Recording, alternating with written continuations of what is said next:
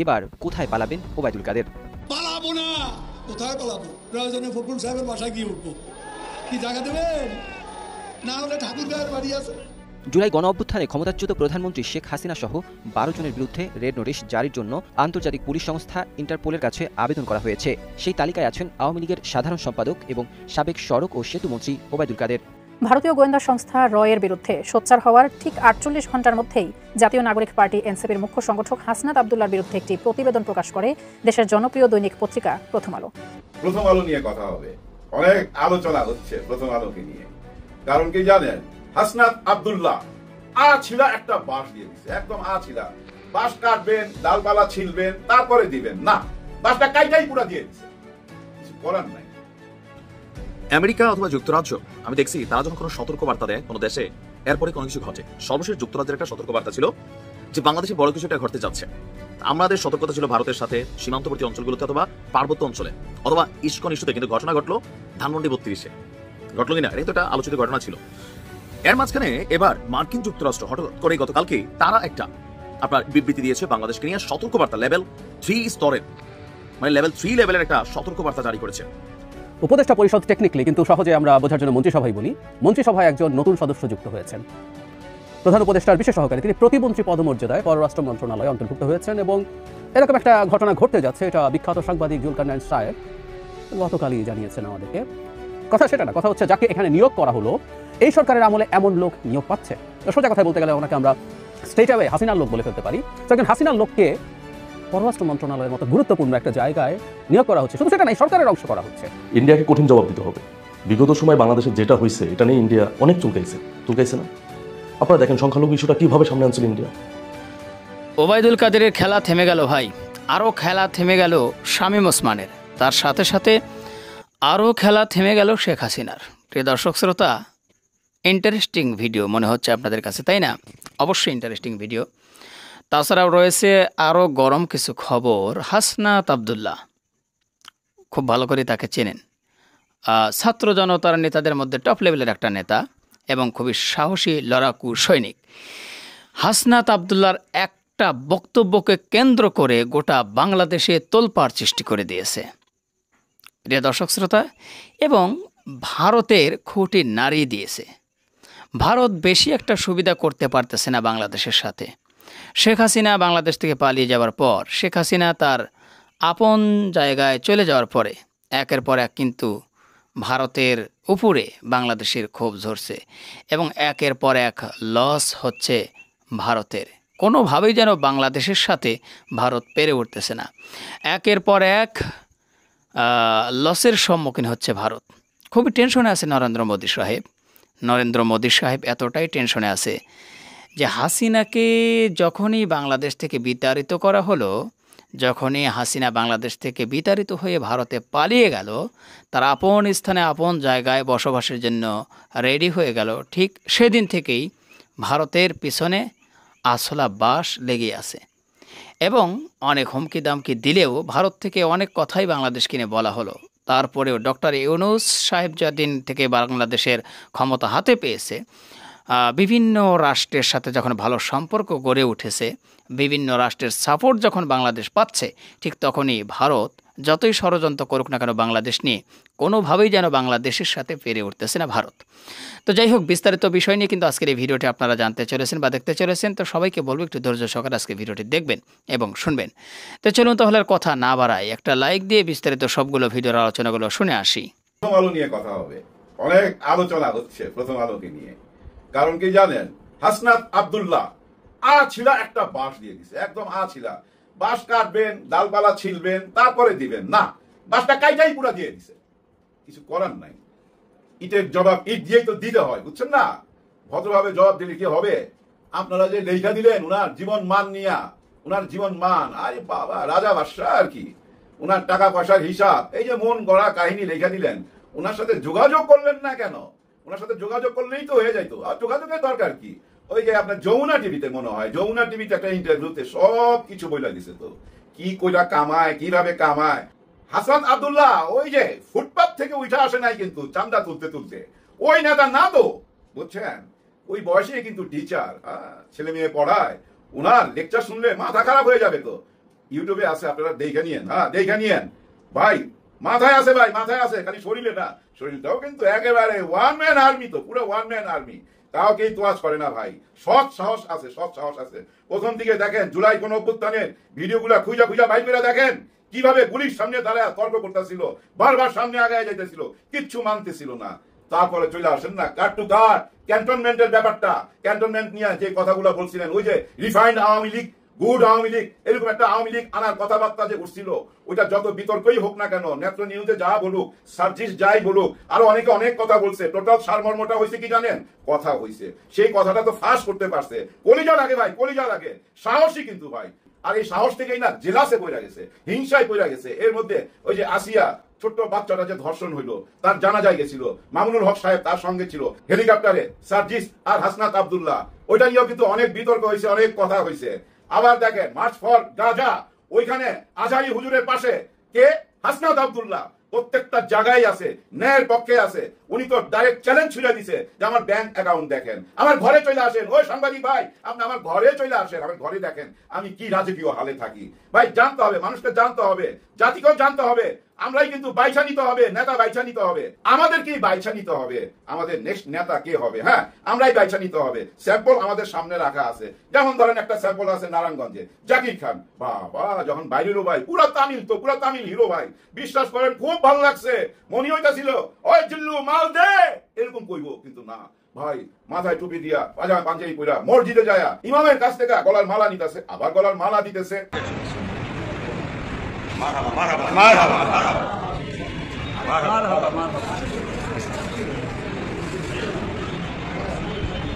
ফুল দিয়ে সরে যান।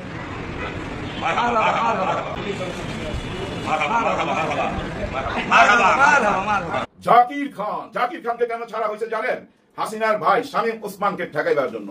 আরে শামীম ওসমান সাহেব আপনি কই? আপনি তো খুঁজা পাইতেছি না। এক নজর দেখছিলাম একটা পেট্রোল পাম্পের সামনে, কে জানি গাড়ির ভিতর থেকে ভিডিও করছে, আপনি কোক খাইতেছিলেন, কোক। এরপর আর আপনি খুঁজা পাইতেছি না। আপনি না থাকলে কি হবে? একটা মিছিল বাই করেন না নারায়ণগঞ্জে। বাংলাদেশের যতগুলা ডিস্ট্রিক্ট আছে সবচেয়ে ছোট ডিস্ট্রিক্ট নারায়ণগঞ্জ, ওইটাই তো ছিল আপনার হাতের মধ্যে। শামীম ওসমান সাহেব সবসময় বলতেন খেলা হবে, খেলা হবে। আর আজকে জাকির খান এসে বলতেছে আসো খেলবো, আসো খেলবো। বলছেন এই যে একটা নেতা, এটা একটা স্যাম্পল।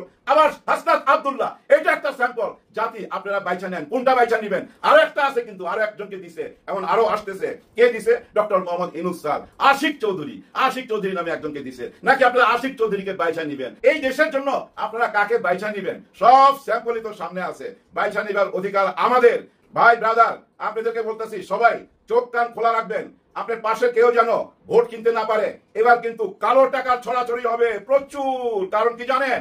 বহু টাকা নিয়ে গেছে, 90টা পদ্মা সেতু বানাইবার মতো টাকা নিয়ে গেছে, বুঝছেন? ওই টাকা কিন্তু আবার আসবে কালো টাকা হয়ে। এবার নির্বাচনে ভোট কিনা হবে, এই টাকা খরচ করা হবে বি টিমের পিছনে, সি টিমের পিছনে, ডি টিমের পিছনে। কে খরচ করবে বুঝে নিয়েন, এবং তারাও নির্বাচনে আসতে পারে। দেখেন না ইদানিং চারিদিকে হুটহাট মিছিল বাইর হইতেছে, এদিক দিয়ে মিছিল বাইর, এদিক দিয়ে মিছিল বাইর। এটার মধ্যে আবার বিরাট একটা চালাকি করছে, কিন্তু বুদ্ধি কাটাইছে, বুদ্ধি কাটাইছে। কেমন বুদ্ধি জানেন? মনে করেন যে খুলনা যারা মিছিল বাইর করবে, এরা যাবে খুলনার পার্শ্ববর্তী কোন ডিস্ট্রিক্ট থেকে। ওরা যায় সকালবেলা 7টা সাড়ে 7টার মধ্যে ঝটিকা একটা মিছিল করবে। 1 মিনিট 11 সেকেন্ডের একটা মিছিল পাইছে প্রথম আলো, সেটাও দেখলাম। ওরকম মিছিল কইরা ওরা আবার চলে যাবে। আর ওই ভিডিও ফুটেজ দেখা যেন পুলিশ বাইর করতে না পারে। কারণ কি? আরে এরা তো এই শহরেরই না। এরকম একটা কায়দা বাইর কইরা মিছিল বাইর করা হচ্ছে। আবার ওই মিছিল থেকে কিন্তু ধরাও হচ্ছে, অনেকে প্রতিবাদ করতেছে। কেন ধরা হবে? এটা কি কোনো নিষিদ্ধ দল কিনা? হ্যাঁ ভাই, লজিক আছে, কথার মধ্যে 100% লজিক আছে। তবে আমার মনে হয় কি জানেন? মিছিল না বাইর কইরা আওয়ামী লীগ যদি তাদের অফিসে চলে যেত, মনে করেন 50টা ঝাড়ু, পানি, ওই যে যা মোছার জন্য জিনিসপত্র নিয়ে, কারণ ওইটা তো একটা বাথরুম হয়ে গেছে, ওইটা যদি ধুইতো, ওইটা ধুইবার সময় যদি পুলিশ তাদেরকে অ্যারেস্ট করতো, তাহলে কিন্তু একটা প্রতিবাদ করার জায়গা পাইতেন আপনারা। যে দেখেন আমরা ময়লা সাফ করতেছি, পরিবেশ নষ্ট হইতেছে, পরিবেশ শুদ্ধ করতেছি, অথচ আমাদেরকে ধরতেছে। এরকম কাজ করেন, এরকম ভালো ভালো কাজের মধ্যে দিয়া নিজেদেরকে সামনে নিয়ে আসেন। প্রথমেই ধরেন আপনাদের অফিসটারে ভাই একেবারেই বাথরুম বানায় ফেলাইছে। ওইখানে আজে বাজে মেয়ে মানুষেরও যায়, ব্যবসা বাণিজ্য হইতেছে। এটা কোনো কথা? এগুলো মাইনা নেওয়া যায়? আপনারা এতগুলো নেতা বিদেশে বয়ে বয়ে এসিতে, ভালো ভালো হোটেলে, ভালো ভালো খায়া খালি ফেসবুকে ছবি দেন, এই কাজগুলো করাইতে পারেন না? কিছু টাকা পয়সা দিকে ছাড়তে পারেন না? কিন্তু কথা হইছে হাসনাত আব্দুল্লাহ কিন্তু আদর্শ একটাই, যে কোনো মতেই ফ্যাসিবাদকে মেনে নেওয়া হবে না। এবং বিচার না হওয়া পর্যন্ত, জুলাই গণ অভ্যুত্থানের ঘোষণা হওয়া না পর্যন্ত, সংবিধান পরিবর্তন না হওয়া পর্যন্ত কোনো নির্বাচন হইতে পারবে না। হাসনাত আব্দুল্লাহ বুকের মধ্যে সাহস কই থেকে পাইলো? ভাই সাহস একটাই, এই জনগণ তার সাথে আছে। আপনারা বিশ্বাস করেন জনগণের একটা বিরাট ক্ষমতা, ওই ক্ষমতা কোথায় প্রকাশ করা যায় জানেন? এই সোশ্যাল মিডিয়ায়, এই ইউটিউবে। এটা একটা বিরাট দল, কিন্তু এটা মাথায় রাখেন, আমাদের এই দলের কারণেই কিন্তু যার যার কথা থেকে সে ফিরত আসতেছে। কেউ কিন্তু এখন বলতেছে না ডিসেম্বরে নির্বাচন না দিলে রাস্তায় নামবো, কেউ বলতেছে না রোজার আগে নির্বাচন না দিলে রাস্তায় নামবো। সবাই যার যার কথা থেকে ফিরত আসছে। উপদেষ্টা পরিষদ টেকনিক্যালি কিন্তু সহজে আমরা বোঝার জন্য মন্ত্রিসভায় বলি।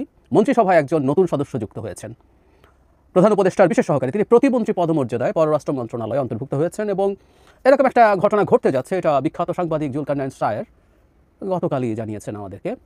কথা সেটা না, কথা হচ্ছে যাকে এখানে নিয়োগ করা হলো এই সরকারের আমলে এমন লোক নিয়োগ পাচ্ছে। তো সোজা কথা বলতে গেলে ওনাকে আমরা স্ট্রেট অ্যাওয়ে হাসিনার লোক বলে ফেলতে পারি। তো একজন হাসিনার লোককে পররাষ্ট্র মন্ত্রণালয়ের মতো গুরুত্বপূর্ণ একটা জায়গায় নিয়োগ করা হচ্ছে। শুধু সেটা নাই, সরকারের অংশ করা হচ্ছে। শেখ হাসিনার বিরুদ্ধে রক্ত দিয়ে মারাত্মক রকম এক রক্তক্ষয়ী গণ অভ্যুত্থানে জেতা যে সরকারটা এখন ক্ষমতায়, তারা শেখ হাসিনার লোককে, আবারও বলছি, মন্ত্রিসভায় নিচ্ছে। জুলকারনাইন সায়ের যেটা গতকাল লিখেছিলেন, আমি একটু ওই জায়গা থেকে পড়ি। এক দশকের বেশি সময় প্রভাবশালী রাষ্ট্রদূত হিসেবে দায়িত্ব পালন করেছেন। পুরস্কার হিসাবে 2023 অক্টোবর থেকে 24 সালের মে পর্যন্ত আওয়ামী সরকার তার অবসরোত্তর মেয়াদ বাড়িয়ে দেন। খুবই জরুরি ব্যাপার, একজন মানুষকে এক্সটেনশন দিয়েছিল শেখ হাসিনা। মানে উনি কত অনুগত ছিলেন শেখ হাসিনার, এক্সটেনশন পেয়েছেন উনি। সুইজারল্যান্ডের বাংলাদেশের রাষ্ট্রদূত এবং জেনেভায় জাতিসংঘ অফিস সমূহ অন্যান্য আন্তর্জাতিক সংস্থায় বাংলাদেশের স্থায়ী প্রতিনিধি হিসেবে দায়িত্ব পালন করেন। এই সময় তিনি ফ্যাসিস্ট হাসিনা সরকারের মানবাধিকার লঙ্ঘনের ঘটনাগুলো ধামাচাপা দিতে সর্বোচ্চ চেষ্টা করেন। এছাড়াও মানবাধিকার কাউন্সিলে জাতিসংঘের জেনেভা অফিসে হাসিনা সরকার নিপীড়নের পক্ষে যুক্তি উপস্থাপন করেন। তারপরে এখানে বেশ কিছু ছবি তিনি যুক্ত করেছেন। উনি বিদেশে আওয়ামী লীগের প্রোগ্রামে পর্যন্ত অ্যাটেন্ড করেছেন। এখন কেউ কেউ বলতে পারেন যে তিনি যে দায়িত্বে ছিলেন তার উপরে অর্পিত দায়িত্ব তিনি পালন করেছেন। শেখ হাসিনা যে মানবাধিকার লঙ্ঘন করেছে, জেনেভায় যখন মানবাধিকার লঙ্ঘন বিষয়ক শুনানি হয়েছে বাংলাদেশে, সেখানে তিনি তার দায়িত্বের অংশ হিসেবে সরকারকে ডিফেন্ড করবেন, এটাই স্বাভাবিক বলতে পারেন কেউ। পাল্টা কথা হচ্ছে এই কাজটা করার জন্য শেখ হাসিনা আসলে কাকে সিলেক্ট করবেন আমরা এভাবে যদি দেখি, যেখানে যেখানে তিনি প্রবলেম ফেস করবেন শেখ হাসিনা তার কোন ধরনের লোককে ওখানে বসাবেন। শুধু এফিশিয়েন্ট হলে হবে না, তিনি কতটা এফিশিয়েন্ট আমি জানি না। তিনি আসলে খুঁজে বের করবেন একেবারে অনুগত আর কথ্য ভাষায় যদি বলিও ফেলি পাঁচাটা লোক, যিনি বিশ্বাসভঙ্গ করবেন না, যার ক্যাপেবিলিটি যতটুকুই থাকুক তিনি তার সর্বস্ব বা সর্বোচ্চ তো দেবেনই, পারলে তার চেয়ে কিছুটা বেশি যাবেন। তিনি এক্সট্রা মাইল যাওয়ার চেষ্টা করবেন শেখ হাসিনাকে ডিফেন্ড করার জন্য, সরকারকে ডিফেন্ড করার জন্য। এই জায়গাগুলো তো সেই রকম মানুষকেই নিয়োগ করার কথা, এটা তো সহজ অঙ্ক বলে। আমি প্রথম দিন থেকে একটা কথা বলেছি 5 আগস্টের পর থেকে, এবং আজ পর্যন্ত সেটার কোনো সুরাহা হয় নাই। এবং এই সরকার কোনো একটা কারণটা আমরা ধারণা করতে পারি, সেটা নিয়ে পরে কথা বলবো, কিন্তু বলেছিলাম যে একেবারে প্রিভিলেজড লোকজন, সচক বন্ধ করার কথাগুলো প্রিভিলেজড লোক খুঁজে পাওয়া যায়। যেমন সচিবরা, শেখ হাসিনার সময় একজন সচিবও, শেষ কয়েক বছরে একজন সচিব আসলে খুঁজে পাওয়া যাবে বলে আমি বিশ্বাস করি না, যিনি জাস্ট শেখ হাসিনার চরম অনুগত, এই যোগ্যতা ছাড়া তিনি সচিবের দায়িত্ব পেয়েছেন। তাহলে প্রত্যেকে আসলে শেখ হাসিনার কোলাবোরেটর ছিল। খুব শুরুতেই উচিত ছিল সচিব, শুধু সচিব না, ইভেন অতিরিক্ত সচিবদের মধ্যে স্ক্রুটিনি করা দরকার ছিল, তাদেরকে সরিয়ে দেওয়ার কথা হয়নি। এবং এখনও প্রশাসন চালাচ্ছে মূলত শেখ হাসিনার সচিবরা, এবং অনেকেই ইভেন মোর গুরুত্বপূর্ণ, মোর ইম্পর্টেন্ট পদে গেছেন। শোনা যায় যদি জুনিয়রদের থেকে পদোন্নতি দিয়ে নিয়ে আসা হয়, সেই ক্ষেত্রে অনেকেই হবে যারা এই সরকারের পেছনে থাকা তখন বৈষম্য বিরোধী ছাত্র আন্দোলন, জাতীয় নাগরিক পার্টি বা এখন এনসিপি আছে, তাদের অনেকের কথা শুনবেন না। রাদার আওয়ামী লীগের লোকজন যদি হয়, তারা যেহেতু একটা বড় অপরাধ করে গেছেন দীর্ঘদিন ধরে, তাই তাদেরকে রাখলে তাদেরকে দিয়ে যে কোনো কিছু বল করানো যাবে ইত্যাদি ইত্যাদি। কিন্তু এই উপদেষ্টা পরিষদে কেন আওয়ামী লীগের এই রকমের একটা বেনিফিশিয়ারি আনতে হলো, কেন আনতে হলো, এই প্রশ্ন আমরা করতে পারি। আমাদের স্মরণ আছে নিশ্চয়ই এই উপদেষ্টা পরিষদে যখন বিভিন্ন উপদেষ্টা যুক্ত হচ্ছিলেন নতুন করে, মানে একজন উপদেষ্টা ডেইলি স্টারের একটা অ্যাওয়ার্ড পেয়েছেন, এটাও তার বিরাট অযোগ্যতা হয়ে প্রচণ্ড শোরগোল করা হয়েছিল। একজন উপদেষ্টার শেখ হাসিনার সময়ে চুপ থাকা, তার স্ত্রীর মুজিবের সিনেমায় অভিনয় করা, তার বায়োপিকে, এগুলো বড় বড় অযোগ্যতা হিসেবে আমাদের সামনে এসেছিল। এবং আমি বিশেষ করে পরে যেটার কথা বললাম, এটা তখনকার বিদ্যমান প্রেক্ষাপটে এগুলো কগনিজেন্সে আসতে পারতো, এগুলো আসলে খুব উড়িয়ে দেওয়ার মতো ব্যাপার না, কারণ এই সরকারটার ধরন ভিন্ন। শুধু তাই না, মাঠে স্টুডেন্টদের সাথে থেকে জীবনের ঝুঁকি নেওয়া একজন উপদেষ্টা, তিনি একটা বিশেষ পত্রিকায় লেখেন, তাই তার অযোগ্যতা হয়ে গেছে। এইভাবে আমরা স্ক্রুটিনাইজ করার চেষ্টা করেছি, সরিয়ে রাখি সব কিছু। কিন্তু শেখ হাসিনার সময় এইভাবে শেখ হাসিনাকে সার্ভ করা একজন মানুষ, এবং অত্যন্ত বাজে জায়গাগুলোতে সার্ভ করে, এটা হলো সবচেয়ে জরুরি। যে শেখ হাসিনা মানবতা বিরোধী যে অপরাধ, সেগুলোকে ডিফেন্ড করেছেন যে মানুষটা, সেই মানুষটাকে এখন ক্যাবিনেটে যুক্ত করা হচ্ছে। সরকারের কাছে জবাব চেয়ে লাভ নেই। আমি শেখ হাসিনার সময় ওইভাবে কথা বলতাম, আমি সরি আজকে ওইভাবে কথা বলছি, কোনো ব্যাখ্যা আসলে আমরা পাবো না, যে কেন, কিসের ভিত্তিতে, কোন যোগ্যতায় কেন তাকে এখানে যুক্ত করা হলো, ডেসপাইট অল দ্য ক্রিটিসিজমস। সমাজে এখন কথা উঠে গেছে, আমি খুব গুরুত্বপূর্ণ লোকজনকেও এটার বিরুদ্ধে কথা বলতে দেখছি। কিন্তু মানে সরকারের যদি মানুষের প্রতি কোনো রকম কোনো দায়বদ্ধতা থাকতো, তাহলে তারা ব্যাখ্যা দিতেন যে এনাকে তারা এই কারণে নিয়েছেন এবং তারা আশা করেন তিনি এই ধরনের ভ্যালু অ্যাড করতে পারবেন সরকারের সাথে। এবং কেন তারা এই রকম প্রিভিলেজড একজন, অতি প্রিভিলেজড একজন, যিনি এক্সটেনশন পর্যন্ত পেয়েছেন, আই রিপিট, তাকে নিয়েছেন। সরকার জবাবটাও দেবে না, কারণ এই সরকার আমি অনেক ক্ষেত্রেই দেখি যত দিন যাচ্ছে তাদের শোনার টেন্ডেন্সি কমে যাচ্ছে। আমি মানে ডক্টর ইউনূসের দুটো ইন্টারভিউ দেখে তুলনা করতে বলবো, আপনারা পাশাপাশি দেখে নেবেন, তাহলেই বুঝবেন এই সরকারের চিন্তার জায়গা কোন দিকে গেছে। সরকারের সবচেয়ে বিনয়ী মানুষটাও যখন পাল্টাতে থাকেন, ইন্ডিয়াকে কঠিন জবাব দিতে হবে। বিগত সময় বাংলাদেশে যেটা হয়েছে এটা নিয়ে ইন্ডিয়া অনেক চুলকাইছে না? আপনারা দেখেন সংখ্যালঘু ইস্যুটা কীভাবে সামনে আনছিল ইন্ডিয়া। কারণ ব্যাপারটা হয়েছে ইন্ডিয়ার সাথে আমাদের সম্পর্কটা এমন হয়ে গেছে, ওই এলাকায় দেখবেন কিছু মানুষ আছে নিজের ঘর ঠিক নাই, অন্যের ঘর নিয়ে ব্যস্ত, যে অন্যের ঘরে কী হইলো এটা নিয়ে সে ব্যস্ত থাকে। তা ইন্ডিয়ার অবস্থা হয়েছে ওইটা, নিজের ঘর ঠিক নাই, অন্যের ঘর নিয়ে ব্যস্ত হয়ে গেছে, যে অন্যের ঘরে কী হইতেছে। কিরে ভাই, আপনাদের মনে আছে এই ইন্ডিয়া আর কিছু খুঁজে পায় না। ইন্ডিয়া হচ্ছে প্রতিটা মসজিদের নিচে একটা করে মন্দির খুঁজে পায়। ইন্ডিয়াতে যত বড় বড় মসজিদ আছে, প্রতিটা মসজিদের নিচে নাকি মন্দির আছে। কেন ভাই নিচে কে? উপরে থাকতে পারলো না কেন? তোমরা তো মানে কি বলবো, তোমাদের দেশে হিন্দুদের সংখ্যা বেশি, তো মন্দির থাক। এমন ঘটনা ঘটবে হলো উল্টা, যে থাকবে ওইখানে হচ্ছে মসজিদ নিচে, মন্দির উপরে, ঠিক না? তা তোমরা এখন প্রতিটা মসজিদের নিচে একটা করে মন্দির খুঁজে পাইতেছো। বাবরি মসজিদ যখন ভাঙা হয়, তারপরে দেখেন ওই যে মোদি বারবার করে বলে যে ইন্ডিয়াতে, বাংলাদেশে যদি হিন্দুরা নির্যাতিত হয় তাহলে এটা ইন্ডিয়াতে ছড়িয়ে পড়বে, সাম্প্রদায়িক দাঙ্গা লেগে যাবে। এ কথা বলে না? তোমাদের তো সাম্প্রদায়িক দাঙ্গা লেগেই আছে, তা আমরা আর কি লাগাবো? মোদি যখন বাংলাদেশে আসছিল সফরে, জানেন শেখ হাসিনা মোদিকে সফরে আনছিল, তখন কিন্তু এই মোদি বিরোধী আন্দোলন করার জন্য মারাও গেছিল অনেকে, আর অনেকের নামে মামলা হয়েছিল, সেই মামলা এখনও আছে। সেই মামলা অনেকে গ্রেপ্তার হয়েছে, তাদেরকে নির্মমভাবে মারা হয়েছে রিমান্ডে। এটা আপনারা খুব ভালো করেই জানেন। আজকে ইন্ডিয়াতে মুসলিম নির্যাতিত দেখেন, আমরা যে গাজার উপর হামলা হইতেছে এনে কথা বলতেছি না, আমরা কান্না করতেছি না। এখন ইন্ডিয়াতে যে পরিমাণ মানে মুসলিমদের উপর নির্যাতন শুরু হয়েছে, এটা নিয়ে তো বাংলাদেশেও ঝামেলা বেঁধে যেতে পারে। আমরা তো ভয়ে আছি ভাই, ভয়ে আছি না যে ইন্ডিয়াতে যেটা ঘটতেছে, দেখা গেলো ইন্ডিয়ারা মুসলিম নির্যাতিত হয়েছে ইন্ডিয়াতে, আমরা গাজার জন্য কান্না করতেছি। তাহলে এই যে ইন্ডিয়াতে যে মুসলিম নির্যাতিত, তাহলে আমরা মুসলিমদের জন্য কান্না করলে তো বাংলাদেশে হিন্দুরা বিপদে পড়ে যাবে। মোদি কি ইন্টেনশনে এই কাজটা করার চেষ্টা করতেছে যে ইন্ডিয়াতে মুসলিমদের নির্যাতিত করবো, বাংলাদেশে হিন্দুরা নির্যাতিত হবে, এই ইস্যুটা সামনে আনবে? তোমরা যে ইন্ডিয়াতে মুসলমানের নির্যাতন করো, এটা কি সারা পৃথিবী জানে না? জানে, সারা পৃথিবী জানে। আমি ইন্ডিয়াকে একটা কথা বলতে চাই, বাংলাদেশে একজন মুসলিম ভাইকে কোর্ট চত্বরে হত্যা করছিল হিন্দুরা, আমার কিন্তু একটা হিন্দু ভাইয়ের জীবন যায় নাই। এটা মাথায় রাখতে হবে। আগে নিজের ঘর সামলাও, পরে অন্যের ঘর নিয়ে চিন্তা করো। বুঝতে পারছো? তোমরা প্রতিদিন কি পরিমাণ মানুষকে নির্যাতন করতেছো মুসলিম বলে। একজন মানুষ দাঁড়িয়ে রাখতে পারবে না, একজন টুপি পরতে পারবে না, তাদেরকে নির্যাতন করতেছো, হিজাব পড়তে পারবে না, এভাবে নির্যাতন করতেছো। বের হয়ে আসো, আগে নিজের ঘর সামলাও, পরে অন্যের ঘর নিয়ে কথা বলো, তাহলে এটা মানানসই হবে। তাছাড়া মানুষ হাসাহাসি করবে। আর একটা কথা, যে আল্লাহর মায়ের দুনিয়ার বাইর, আজকে মোদির দল সব থেকে মানে কি বলবো পচে গেছে, গন্ধ বের হইতেছে। মোদি চাচ্ছে একটা সাম্প্রদায়িক দাঙ্গা লাগাইয়া ও হিন্দুদের সমর্থনটা নিতে, হিন্দুদের পক্ষে কথা বলবে। অলরেডি দেখেন যে বিরোধী দলগুলো কিন্তু মোদির বিরুদ্ধে কথা বলতেছে, যে মুসলিমদের নির্যাতন করা হইতেছে। এই ইস্যুটা, এই সুযোগটাই কাজে লাগাইতে চায়। তাহলে কত বড় জঘন্য এই মোদি, চিন্তা করছেন? কত বড় জঘন্য এই মোদি, যে মোদি কিনা যে মুসলিমদের মেরে হিন্দুদের সমর্থন পেতে চায়। চিন্তা করা যায়? তোমার দেশ ভাই, তুমি যেটা মনে হয় সেটা করো, কিন্তু তুমি তোমার দেশের সংখ্যালঘুদের নির্যাতন করতেছো। প্রিয় দর্শক শ্রোতা, আশা করি সবগুলো ভিডিও দেখেছেন এবং বিস্তারিত আলোচনাগুলো আপনারা মনোযোগ সহকারে শুনেছেন। তো অবশ্যই এবার আপনাদের মূল্যবান মতামতটা জানিয়ে দিন। পারলে ভিডিওটি শেয়ার করে সবারই দেখার সুযোগ করে দিন। আর আমাদের এই channel Nasir snack media centre যদি আপনারা নতুন হন, প্রতিনিয়ত এই ধরনের সকল প্রকার নিত্য নতুন আপডেট খবরগুলো পেতে আমাদের এই চ্যানেলটি সাবস্ক্রাইব করে আমাদের সাথে থাকুন। ইতিমধ্যে যারা অলরেডি সাবস্ক্রাইব করে দিয়েছেন সবাইকে অসংখ্য ধন্যবাদ জানিয়ে ভিডিওটিকে শেষ করছি। সে পর্যন্ত সবাই ভালো থাকবেন, সুস্থ থাকবেন। আল্লাহ হাফেজ।